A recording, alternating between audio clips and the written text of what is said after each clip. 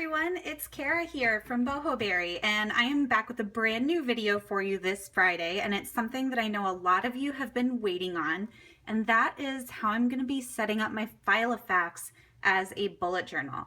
Now, earlier last month, the folks over at Goulet Pen sent this Filofax domino my way. This is the A5 domino in turquoise. It's a beautiful patent leather almost. I'm not sure if it is leather, but that's what it feels like. I absolutely love this Filofax. I fell in love with it from the moment that I saw it, and I knew that I wanted to try out bullet journaling in a ring binder. I do still currently have quite a bit to go in my current bullet journal, so I'm not going to be moving into the Filofax anytime soon, probably at the beginning of the year. But I kind of wanted to give you all an update since I did that sneak peek with the unboxing a couple of weeks ago. I wanted to give you an idea of how I'm planning on setting up a bullet journal in my Filofax. So if you're ready, we'll dive in. So the first thing that I did is I actually got rid of the dividers that came with the Filofax. As a matter of fact, I got rid of everything that came inside of the Filofax except for a couple of things, which you'll see in a minute. But I got rid of these dividers. I didn't really like the numbers. I wanted to be able to label them myself, and I know that I could have just slapped a label over these, but of course, being me, I wanted to make them creative and pretty. So I actually went out to Michael's and got myself a bunch of scrapbook paper and some pretty cardstock in different colors that I like to go with the planner, and I started kind of creating my own dividers. Now, I didn't get very far on these because I didn't have a laminator at the time and I wasn't sure exactly how I wanted to set them up. So these are the dividers that I started. They're just plain cardstock in a few different colors. And then I also got a bunch of different scrapbook paper, and my plan here was to kind of line them up as so, and then laminate these to use as my dividers. So I still haven't done that yet, although I did get a laminator. I've got all the supplies I need. I just haven't gotten around to putting them together, but I wanted to just kind of give you an idea of what my plan was there. So I have a bunch of different ones. This one's like a sparkly teal. I don't know if you can see it. I've got a sparkly coral. I've got different little pieces of scrapbook paper. This one is one of my favorites. It's kind of a beige paper with gold hello, hello, hello all over it. So I love these. I can't wait to put them together. I'm sure I'll do a video on how I create those for you all very, very soon. All right, so we're gonna set those aside. And then the other thing I wanted to create was some vertical dividers. And I wanted to do vertical dividers for my months of the year. So you'll see I have a few templates here that I cut out with my Silhouette machine, and I just kind of hand lettered the months of the year on the top. And then I also kind of toyed around with using some of my coloring page designs and printing them onto the dividers, which I really, really like this look. So I think this might be what I go with for my vertical dividers. We shall see.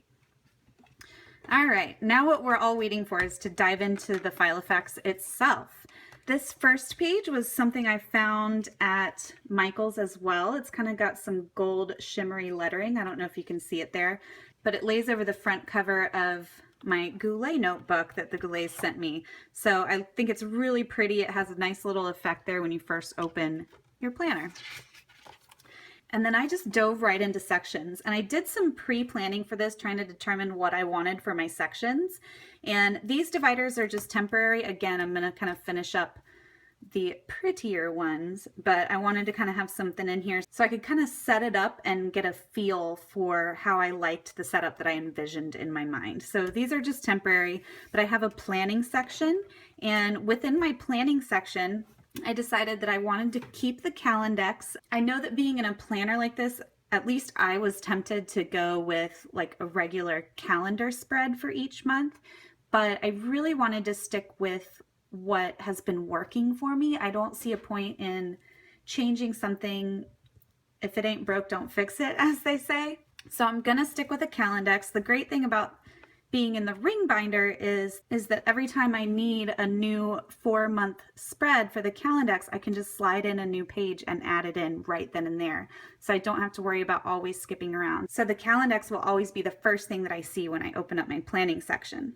And then for each month, I'm going to have a monthly log like I typically do in my regular bullet journal. I'm going to have my monthly challenge lists. I'm going to have my weekly spreads and my daily pages. And that's what's going to go in my planning section.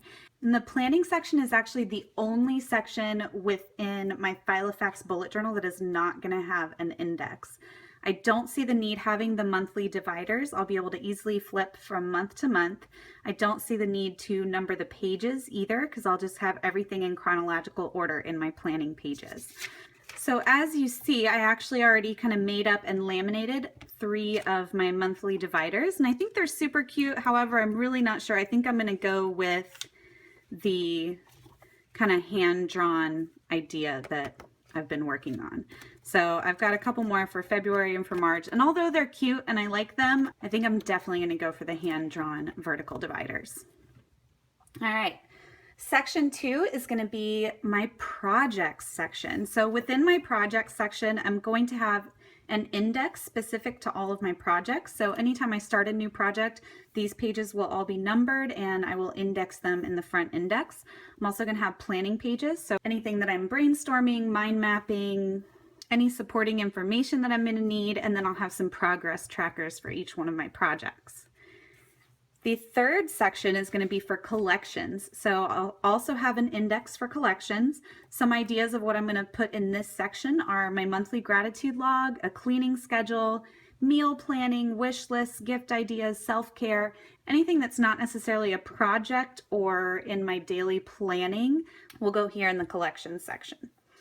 All right, after that we have goal setting, and goal setting is going to be self-explanatory, anything related to goals. So I'm going to have an index again. This is where I'm going to keep things like my level 10 life, my monthly tracker, fitness trackers, action steps, and regular review and progress on my goals. And then my 5th section is going to be all for business. And I'm actually going to create some more vertical dividers for my 3 separate kind of sections of my business. So I've got my blog, my Etsy shop, and then my YouTube channel. So I'm going to have dividers for each of those so I can kind of keep everything separate.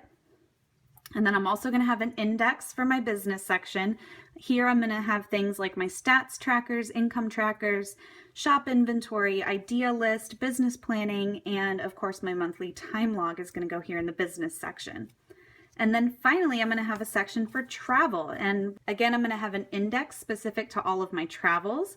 This is where I'm going to do all of my trip planning, budgeting, itineraries, any supporting documentation that I need to keep handy is going to go in here, packing lists.